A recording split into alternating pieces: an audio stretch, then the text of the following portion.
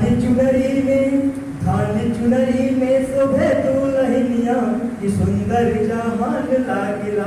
धानी चुनरी में शोभे दुल्हनिया कि सुंदर जहान लागिला।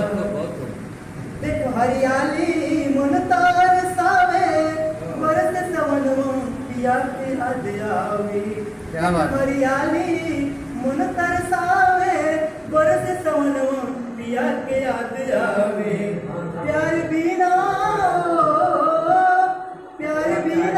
मन के पठरिया वीरान लागेला।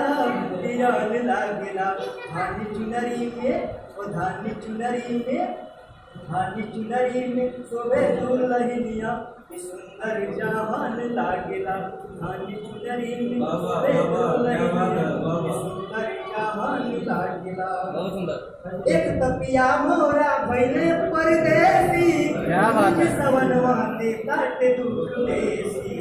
एक तपिया मोरा भइले विदेशी तुझे सवनवा दे काटे दुख देसी। पिया बिना सगरी हो पिया बिना सगरी वीरान लागेला। धानी चुनरी में शोभे दुल्हनिया कि सुंदर जहान लागेला। धानी चुनरी में शोभे दुल्हनिया कि सुंदर जहान लागेला। किस्मत में हमरा का लिखला विधाता पहियल है पिया मान धाता। किस्मत में हमरा का लिखला विधाता पहियल है पिया मान धाता। उन्हीं हमरो परान बसला मन लागेला। धानी चुनरी में शोभे दुल्हनिया कि सुंदर जहान लागेला। धानी चुनरी में शोभे दुल्हनिया कि सुंदर जहान लागेला। बहुत बढ़िया वाह दादा जी।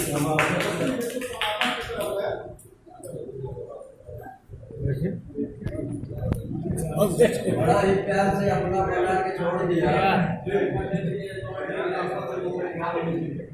बड़ा ही प्यार से अपना बना के छोड़ दिया। बसा के आंख में सपना बना के छोड़ दिया। बड़ा ही प्यार से अपना बना के छोड़ दिया।